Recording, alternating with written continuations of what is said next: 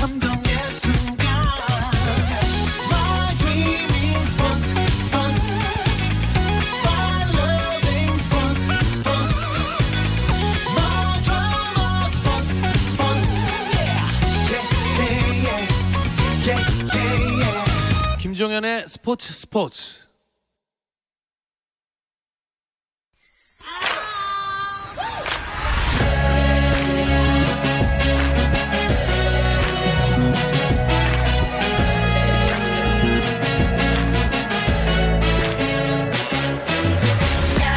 목요일에는 해외 축구 이야기 함께하고 있습니다. 라디오의 발롱도르를 꿈꾸는 이건 김정용의 랄롱도르 시작하겠습니다. 풋볼리스트 김정용 기자 나와 있습니다. 안녕하세요. 안녕하세요. 김정용입니다.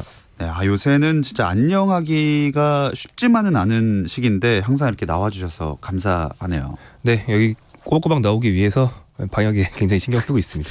네, 그리고 또 한 분 걱정되는 분이 있습니다. 손흥민 선수가 없지만 영국에 꿋꿋하게 남아 계시는 이건 축구 전문 기자 인사 나누겠습니다. 안녕하세요. 네, 안녕하세요. 이건입니다. 요새 코로나19 때문에 혹시 한국인이라서 그 영국에서 뭐랄까요, 좀 눈총을 받는다거나 이런 일은 없으신가요? 아직까지 영국은 그렇게 코로나 바이러스에 대해서 그 확진자가 많지 않기 때문에 크게 걱정하는 분위기는 아닙니다. 그리고 또 여기가 런던 같은 경우에는 워낙 이민자들이 많고 워낙 아시아인, 동아시아인, 소아시아인, 아프리카인 등등 이민자들이 너무 많기 때문에 드러내놓고 하는 그런 인종차별 같은 거는 좀 없고요. 또 제가 조금 무뎌서 그런지는 몰라도 크게 눈총을 주거나 그러진 않습니다. 그래도 영국은 참 다행인 상황이지만 유럽도 이탈리아에서 코로나19 확진자가 늘어나면서 축구에도 영향을 미치고 있잖아요.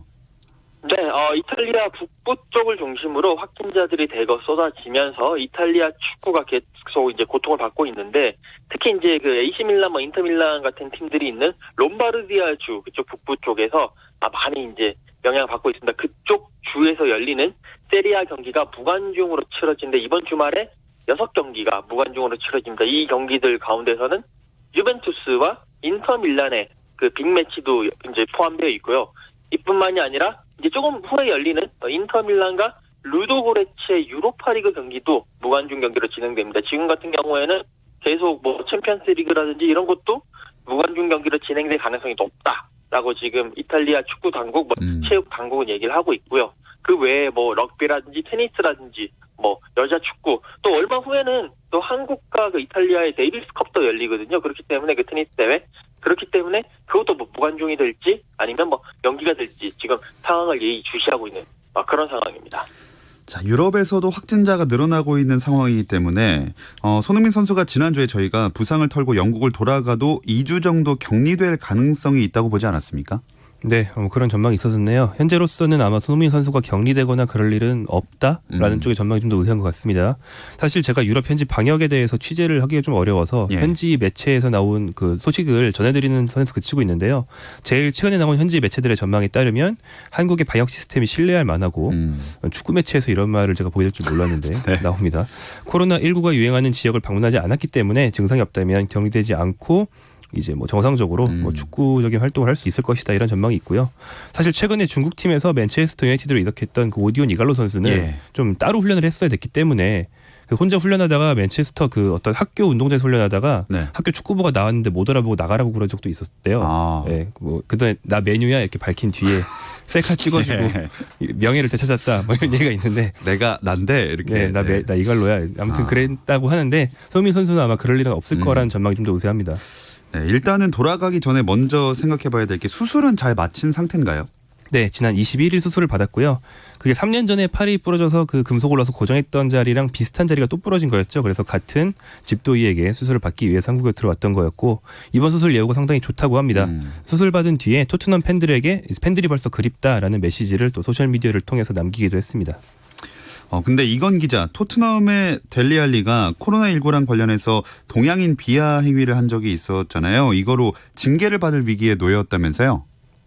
네, 그 토트넘에 잠시 휴식기 가졌던 2월 중순이었는데 델리 알리가 많은 분들이 아시겠습니다만 이제 자신의 SNS에 그 동양인을 찍으면서 이러면서 코로나 바이러스 나를 잡을 테면 따라와봐 이런 식의 영상을 올리면서 논란이 됐었습니다. 델리 알리는 바로 영상을 내리고 내가 한 행동 후회하고 있다, 미안하다, 사과한다라고 얘기를 했고요. 그럼에도 불구하고 FA 축구협회는 델리 알리의 행동에 문제가 있다라고 지적을 하면서 어제였죠. 이제 징계 절차에 들어간다고 발표를 했습니다. 그러면서 델리 알리에게 3월 5일까지 소명을 하라라고 얘기를 했고, 이제 이때까지 아무런 소명이 없거나 아니면 뭐 델리 알리가 뭐 실수를 인정을 하거나 뭐 이럴 경우에는 징계가 내려질 것으로 보이는데, 그 징계의 기준 자체가 예전에 이제 맨체스터 시티의 베르나르도 실바가 이제 팀 동료인 맨디와 함께 이렇게 텍스트 메시지를 주고 받으면서 뭐 인종차별적인 발언을 장난식으로 한 적이 있습니다. 그때 이제 그게 발각이 되면서 베르나르도 실바에게 한 경기 출전 정지 징계의 벌금을 이제 부과했거든요. 아마 그것이 기준이 돼가지고 이것보다 뭐 한 여기에서 그 정도 수준일지 조금 더 나갈지는 좀 지켜봐야 될 것 같습니다만, 기준은 한 경기 출전 정지 그 이상이나 그 정도 즈음이 될 것 같습니다.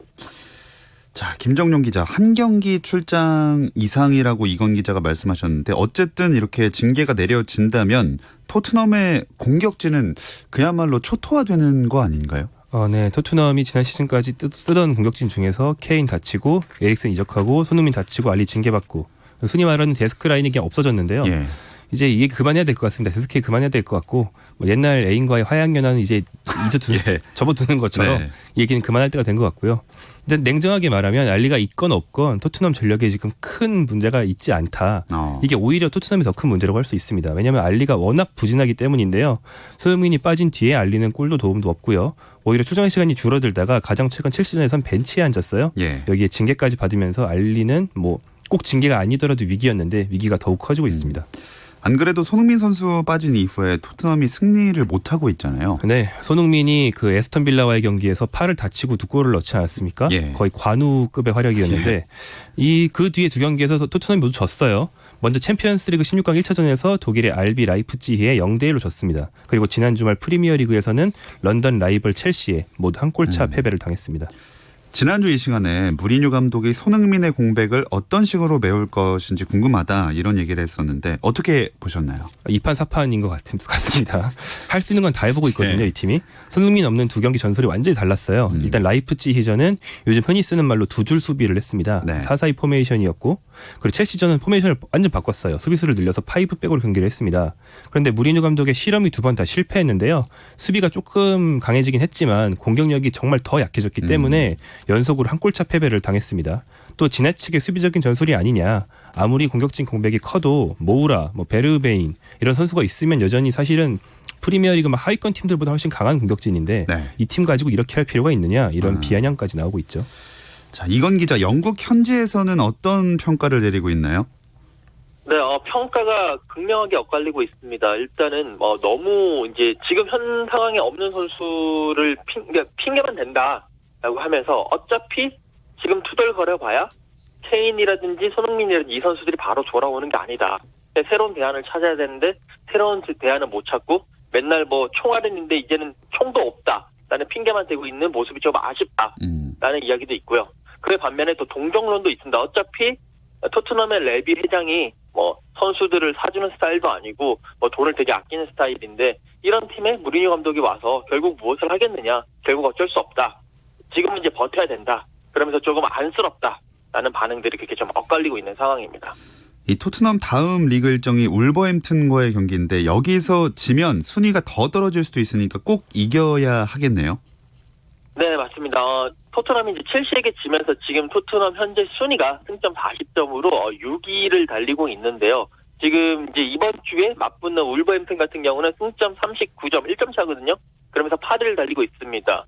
만약에 이제 이 경기에서 만약에 토트넘이 진다면 또 9위, 10위가 승점 37점인데 그 아스널 번리인데, 이 팀들한테까지 따라잡히면서 뭐 10위 밖으로도 나갈 수 있는 뭐 그런 상황도 나올 수 있거든요. 그렇기 때문에 토트넘의 입장에서는 이번 경기는 꼭 이겨야 되는 상황이고, 또 어떤 해법을 무리뉴 감독이 내놓을지 또 관심이 집중되고 있습니다. 자, 쭉 손흥민 선수와 토트넘 얘기를 해봤습니다. 이제 기성용 선수 얘기를 해볼까 하는데요. 김정용 기자, 기성용 선수가 스페인 프리메라 리가에서 뛰게 됐죠? 네, 프리미어리가 리가 구단인 마요르카 입단이 확정됐습니다. 그 K리그 복귀를 추진했지만 예전에 만들어둔 독소 조항 때문에 무산이 됐죠. 그리고 기성용 선수가 다시 유럽으로 눈을 돌렸는데 K리그 팀에서 퇴짜를 받고 나서 유럽으로 돌아간다고 하니까 스페인 팀들이 복수의 팀이 예. 기성용에게 접근을 했어요. 그중 마요르카로 갔습니다. 계약 기간은 이번 시즌 끝날 때까지 비교적 단기 계약이고요. 지금 시즌이 12경기 남았는데 기성용 선수가 좀 컨디션을 올리는 시간이 좀 필요하다는 것까지 감안하면 한 8경기, 9경기 정도 뛸 수 있을 거라는 전망이 좀 지배적이고요. 재밌는 게 라리가는 등번호를 아무거나 쓸 수가 없고 1부터 25까지 중에 골라야 되는데 이 네네. 팀에 남아있는 게 10밖에 없었어요. 네. 기성용 선수가 스트라이커의 상징인 10번을 받았습니다. 네, 그만큼 활약을 또 해주면 좋을 것 같습니다. 이건 기자, 마요르카는 어떤 팀인가요? 일단 마요르카는 일단 위치가 아주 좋습니다. 스페인 그 동쪽에 있는 그 지중해 위에 떠 있는 섬이고요. 정말 날씨 좋고 뭐 휴양지의 대명사거든요. 그쪽으로 신혼여행 가시는 분들도 많기 때문에 일단은 위치가 너무 좋고요. 팀을 보자면 올 시즌 승격한 팀입니다. 그러면서 이제 승격 팀의 전형대로 계속 왔다 갔다 하는데 지금은 6승 3무 15패로서 18위에 머물러 있거든요. 라리가에서는 18위부터 20위가 바로 강등이 되기 때문에 마요르카 입장에서는 이 강등을 벗어나는 것이 가장 시급한 과제라고 볼 수 있고, 이 마요르카는 우리 팬들에게는 기성용 선수 이전에 그 쿠보 다케우사, 그 일본의 유망주죠. 그 선수가 뛰고 있는 걸로 또 많은 관심을 받고 있는 팀이기도 합니다. 자, 3개월 단기 계약까지 하면서 마요르카가 기성용 선수를 영입한 건 역시 강등권을 탈출하기 위해서라고 봐야겠죠? 네, 마요르카가 현재 18위로 강등권입니다. 바로 위 16위, 17위까지만 올라가도 생존이 되는데 현재는 이 팀들과 승점차가 딱 2점이라서 조금만 힘내도 강등권 탈출 가능하거든요. 이런 가운데 기성용을 영입한 게 어떤 생존을 위한 마지막 승부수였다고 보시면 되겠고요. 기성용이 최근 컨디션은 좀 안 좋지만 한때 프리미어리그에서도 아주 알아주는 미드필더였고 심지어 그 유벤투스가 영입을 타진했을 정도의 선수였으니까 네. 당시 모습을 다시 보여줘라 이런 좀 기대를 하고 있는 거고, 그래서 마요르카 현지 매체라고 하면 선 매체잖아요. 예. 되게 소규모 매체고 마요르카만 전문적으로 취재한 현지 매체들이 있는데 우리가 이 정도의 선수를 데려온 적이 좀 최근에 별로 없었다 이러면서 기대를 굉장히 많이 하고 있습니다. 그럼 팀 내 주전 경쟁도 좀 수월하게 봐도 될까요? 네, 몸을 만드는 게 좀 먼저긴 하겠죠. 근데 이 팀은 보통 중앙 미드필더를 2명 씁니다. 그중 한 자리를 놓고 기성용이 경쟁을 하게 될 텐데 지금 주전은 2명인데요. 36세 노장인 살바 세비야, 그리고 24살로 활동량이 좋은 바바 두 선수가 있습니다. 그중에서 세비야가 최근 기량이 많이 떨어졌고 부진하다고 비판을 좀 받았어요. 기성용이 컨디션을 찾는다면 아마 세비야의 자리를 대체할 것으로 예상되고 있습니다. 자, 이건 기자는 기성용 선수랑 라리가랑 잘 맞는다고 보십니까? 아무래도 라리가가 EPL보다는 좀 더 기술과 패스 같은 능력을 좀 중시하기 때문에 어떻게 보면 기성용 선수가 조금 더 편하게 경기를 할 수 있다고도 보거든요. 기성용 선수가 볼키핑력도 좋고 패스 능력도 좋기 때문에 특히 이제 볼을 잡고 뿌려주는 패스를 많이 이제 해준다면 충분히 라리가에 잘 맞아 떨어질 수 있다고 보고요. 다만 이제 그 EPL이 좀 직선적인 움직임이 많다면 라리가는 좀 다양한 움직임, 뒤로 돌아 들어가고 뭐 옆으로 빠지고 이런 움직임이 많기 때문에 기성용 선수가 그날 10년 가까이 영국권에서 있었던 그런 버릇이라든지 약간 그런 것을 조금만 더 생각을 하고 다듬는다면 조금 더 라리가에 연착륙할 수 있지 않을까라는 긍정적인 답변을 이렇게 내놓고 싶네요. 김정용 기자 전망도 궁금한데요. 네, 긍정적으로 보고요. 원래 선망해온 리그라고 기성용 선수가 여러 번 얘기를 했습니다. 그러니까 어렸을 때부터 난 라리가 미드필더들처럼 공차고 싶었고 좋아하는 팀, 좋아하는 선수도 다 라리가에 있었다 이런 얘기를 하면서 갔거든요. 그 잉글랜드에서도 사실은 스완지 시티에서 제일 좋은 모습을 보였는데 스완지가 잉글랜드 중하위권 중에서는 굉장히 라리가처럼 축구하는 팀이었어요. 그래서 기성용이 잘 맞았던 거기도 하거든요. 지금은 또 기성용이 운동 능력이 좀 감퇴하고 대신 노련미가 붙은 상황인데 그러므로 좀 활동량이나 힘보다는 기술과 지능으로만 승부해야 되는 상황이고, 그렇다면 좀 기술적인 라리가가 더욱 잘 맞을 수 있다 이런 면에서 좀 희망적으로 봅니다. 네, 기성용 선수까지 얘기를 해봤습니다. 우리나라 다른 유로파 선수들 좀 더 알아볼 텐데요. 이 이야기는 잠시 쉬었다 와서 나눠볼게요.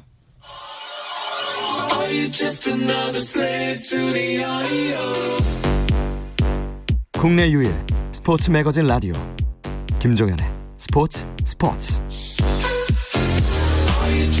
이건 김정용의 랄롱도르 함께하고 계십니다.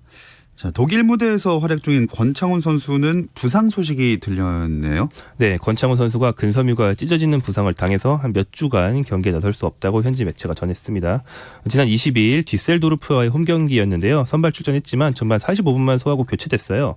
사실 경기 중에 쓰러진 것도 아니고 큰 문제가 게 아니기 때문에 다들 좀 궁금해했어요. 근데 현지에 한국인 취재진이 2명 있었던 걸로 아는데 권창훈 선수가 부상이라고 정확하게 말은 못하고 오늘은 좀 말씀드릴 게 없다면서 정중하게 인터뷰를 거절하고 갔거든요. 그런데 결국 이제 검사 결과 이런 부상이 나왔습니다. 이건 기자, 근육 부상이라면 어디를 정확히 어느 정도 다치는 건지 혹시 전해진 얘기가 있나요? 저도 그 현지에서 취재한 그 한국 취재진에게 좀 개인적으로 물어보고 했습니다만 아직까지 정확하게 밝혀진 건 없다라고 이야기를 하고 있고요. 단순히 이제 그 현지 매체에 따르면 근육이 수축되는 부상이라고 근섬유가 좀 찢어졌다 뭐 이렇게 얘기를 하는 걸로 봐서는 몇 주간이라고 얘기를 하지만 이게 몇 주가 한 얼마나 될지 지금 시즌 아웃 가능성도 뭐 얘기가 나오고 있다라는 뭐 그런 루머도 들리고 조금 좀 답답한 상황입니다. 자꾸 우리 대표팀 자원들이 다치니까 더 안타깝게 느껴지는 것 같아요. 네, 뭐 대표팀과 관련해서 보면 손흥민과 권창훈은 멀쩡한 컨디션이라면 둘 다 당연히 주전이니까 더 아쉽고요. 또 3월 중순에 한국이 월드컵 예선 2경기를 치러야 하는데 최근 코로나19 때문에 국내 축구가 마비 상태라서 K리거들의 경기력이 좀 올라오지 않거든요. 네. 그래서 정상적인 컨디션을 유지 중인 유럽파들의 비중이 클 것이다 이런 전망이 있었어요. 그런데 해외파들이 부상을 쭉쭉 당한다는 게 또 아쉬운 점이고 특히 권창훈 선수 같은 경우에는 방금 이건 기자가 말한 것처럼 이건 기자가 말한 것처럼 부상이 장기화될 경우에 도쿄올림픽을 노리고 있는데 이게 안 될 수가 있거든요. 이런 문제가 있습니다. 그러지 않기를 좀 바랍니다. 네, 얼른 회복을 했으면 좋겠고요. 그래도 다행히 황의조 선수나 이재성 선수는 건강하게 시즌을 잘 치르고 있네요. 네, 일단 황의조 선수가 지난 주말 화제를 모았어요. 프랑스 절대 강자 파리 생제르맹을 상대로 경기를 했는데 선제골을 넣습니다. 헤딩으로요. 2월 한 달 동안에만 4경기 3골을 넣으면서 확실한 상승세를 보여주고 있고요. 또 황의조 선수 현재까지 6골을 넣었는데 이게 한국 축구 역사상 빅리그로 진출 첫 시즌에 유럽파가 넣은 최다골입니다. 네, 그리고 이재성 선수 같은 경우에는 지난 주말에는 골이나 도움은 없었습니다만 건강하게 잘 뛰고 있고 이번 시즌 기록은 6골 4도움으로 좋은 시즌 쭉 이어가고 있습니다.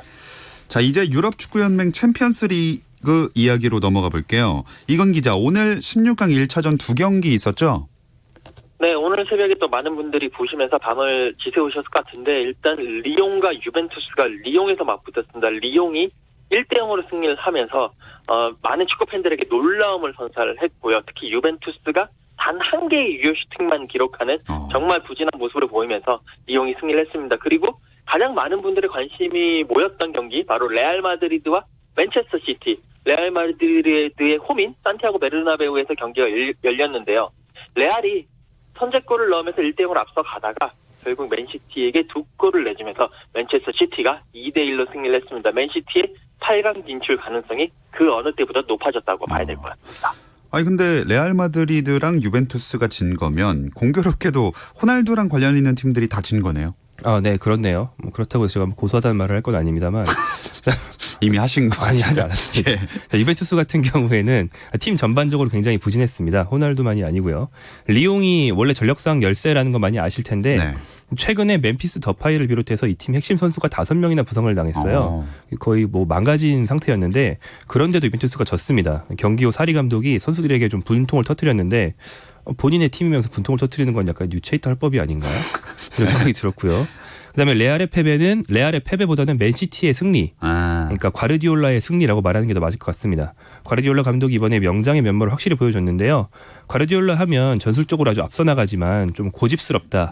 공격 축구밖에 할 줄 모른다. 이런 좀 비판도 있었는데 이날은 아주 허를 찌르면서 조금 수비적인 축구를 들고 나왔다가 후반 교체로 공격 축구로 전환하는 그런 축구로 레알의 허를 찔렀어요. 가위바위보 싸움에서 이제 과르디올라가 지단을 확실히 이겼다. 이렇게 보시면 되겠죠. 맨시티 수비수 워커의 실책만 아니었으면 맨시티가 더 완성할 수도 있는 경기였습니다. 근데 호날두 선수 얘기를 다시 해보자면 최근 세리에에서는 11경기 연속 득점 행진을 이어가고 있었는데 오늘은 부진했네요. 네, 11경기 연속골은 세리에A 연속골 타이 기록입니다. 굉장히 상승세였고요. 이 기록은 1990년대 전설적인 공격수인 가브리엘 바티스투타 그리고 비교적 최근에 또 기록을 세운 파비오 퀄리아렐라와 더불어서 이 타이 기록이었습니다. 근데 리옹전에서도 호날두가 좀 활발하게 움직이긴 했어요. 이 경기 최다인 4개의 슈팅을 날리면서 적극적으로 골문을 노렸지만 아까 이건 기자가 말한 대로 유효 슈팅이 없었고 영향가가 좀 없었습니다. 그리고 이건 기자, 어제도 16강 1차전 2경기가 열렸잖아요. 네, 어제도 정말 재미난 경기들이었는데 나폴리와 바르셀로나가 나폴리 홈에서 맞붙었습니다. 1대1로 비기면서 승부를 가리지 못했고요. 첼시와 바이에른 뮌헨, 바이에른 뮌헨이 첼시를 맹폭하면서 3대0으로 승리를 했습니다. 일단은 바르셀로나가 나폴리를 상대로 무승부를 거뒀다는 게 조금 의외인 것 같아요. 네, 이게 두 가지 요인이 있겠는데요. 일단 최근 바르셀로나 경기력이 나쁘다. 요 점을 들 수 있겠습니다. 자국 리그에서 결과만 보면 최근 4연승을 달리긴 했지만 사실 경기력 비판이 많아요. 그래서 나폴리가 이 맞대결에서는 경기력 측면에서 오히려 바르셀로나를 좀 앞지른 예. 경기였습니다. 오히려 나폴리가 너무 소극적으로 한 게 좀 보기 그랬고 나폴리가 적극적으로 나갔으면 바르셀로나를 잡을 수도 있는 경기였고요. 두 번째로는 뭐 메시가 이탈리아 원정 프로 경력을 통틀어서 계속 무득점 행진을 이어가고 있고요. 특히 이날은 이제 메시의 아르헨티나 대선배이자 은사인 디에고 마라도나의 네. 그 성지와 같은 나폴리 홈 경기장을 찾았기 때문에 좀 축구 애적으로 많은 좀 기쁘다는 말도 했고 가십이 좀 있었는데 기쁘기만 했고 뭐 결과는 뭐 나빴습니다. 네, 메시가 이탈리아만 가면 조금 힘이 빠진다면 반면에 그나브리 선수는 런던만 가면 엄청 힘이 나나 봐요, 이건 기자. 네, 세르주 그나브리 그 바이에른 뮌헨의 윙어인데요. 이 선수가 사실 지난 시즌까지는 물론 아스날이니 호펜하임이라든지 이런 바이에른 뮌헨에서 뛰면서 챔피언스 리그에서 골이 없었습니다. 하지만 올 시즌 챔피언스 리그에서 총 6골을 넣었거든요. 근데 이 6골이 모두 다 런던을 연고지로 사용하는 특히나 그들의 홈에서 만들어낸 골이었습니다. 많은 분들이 기억하시겠지만 11월에 토트넘 홈에서 토트넘을 상대로 4골을 넣으면서 그 당시 이제 손흥민 선수가 골을 넣긴 했습니다만 이 그나브리 선수가 4골을 넣으면서 모든 스포트라이트를 받았고 뮌헨이 7대2로 승리를 했었고요. 예. 그 다음에 이제 또 그나브리 선수가 골이 없다가 어제 이제 첼시를 상대로 첼시의 홈에서 2골을 넣으면서 또 이제 3대0 승리를 이끌었습니다. 그러니까 이 그나브리 선수가 아스널 유스 출신이거든요. 그래서 아스널의 적이라고 할 수 있는 토트넘 그리고 첼시만 만나면 거의 맹폭을 하면서 아스널의 그런 자부심을 드러냈다라는 우스갯소리도 나오고 있습니다. 네, 이 친구는 아스날 DNA가 있는 친구였나 봅니다. 결과적으로 소속팀 뮌헨이 8강 진출에 유리한 입장이 됐네요. 네, 근데 아스날 DNA는 아닙니다. 아스날은 이 팀 상대로 골을 못 넣거든요. 그렇군요. 이 친구가 대신 넣는 겁니다. 네, DNA가 아니군요. 네. 아무튼 원정에서 바이에른 뮌헨이 3대0으로 이겼는데 이거는 뒤집힐 위험성이 거의 제로에 수렴한다는 통계가 있습니다. 예. 과거 사례를 보면 원정 3대0 승리를 거둔 팀이 2차전에서 역전당한 사례가 한 번도 없다고 합니다. 자, 그런데 바이에른 뮌헨이 약간 좀 불안한 게 로베르트 레반도프스키가 부상으로 한 달간 이탈하게 됐잖아요. 네, 최신에서 그나브리만 잘한 게 아니고 레반도프스키가 1골 2도움으로 사실은 그나브리의 2골을 다 어시스트했거든요. 예. 그러면서 지금 맹활약을 이어가고 있는데 이 경기 이후에 무릎 골절 부상이 발견됐어요. 결정 기간은 한 달이 예상되고요. 이제 챔피언스리그 16강 2차전이 3월 19일 약 3주 뒤이기 때문에 이 경기까지는 돌아오기 힘들 것으로 전망됩니다. 자, 뮌헨이 챔피언스리그 일정도 이어가야 하고 또 리그에서도 1위를 장담할 수는 없는 상황이라서 이 레반도프스키의 부상 큰 악재가 아니겠습니까? 네, 아무래도 바이에른 뮌헨에서 레반도프스키가 가지는 비중이 상당하기 때문에 지금 이 선수가 빠진다라는 것은 정말 큰 악재인데요. 지금 특히나 분데스리가 선두 다툼이 치열하거든요. 지금 바이에른 뮌헨이 승점 49로 1인데 2위가 라이프치히인데 승점 48. 그다음에 3위가 도르트문트인데 승점 45입니다. 이런 상황에서 레반도프스키가 골을 못 넣어주는 상황이 됐다. 이렇게 될 경우에는 앞으로 한 달 정도 기간 동안에 바이에른 뮌헨의 선두 다툼 상당히 큰 변수를 맞이하게 됐다라고 보실 수가 있겠습니다. 자, 이 소식을 끝으로 이건 기자와는 여기서 인사 나누겠습니다. 고맙습니다. 네, 감사합니다. 자, 김정용 기자와 마무리를 해볼 텐데요. 내일 있을 황희찬 선수의 유로파리그 경기를 한번 전망하면서 끝내보겠습니다. 네, 내일 새벽에 유로파리그 32강 2차전이 열립니다. 황희찬 선수가 소속돼 있는 레드불 짤츠부르크가 사실 엄청 불리한 입장입니다. 예. 왜냐하면 지난주 열린 1차전에서 프랑크푸르트에 무려 1대4로 졌어요. 그때 황희찬 선수가 페널티킥으로 한 골 넣은 게 이 팀 득점의 전부였거든요. 네. 황희찬 선수가 홀란드도 없고 미나미노도 없는 가운데 좀 외롭게 공격진을 지키고 있는데 이번에 대이변을 만들 수 있을지 한번 기대해 보겠습니다. 자, 해외 축구 이야기 풋볼리스트 김정용 기자까지 함께했습니다. 다음 주에 뵙겠습니다. 고맙습니다. 고맙습니다.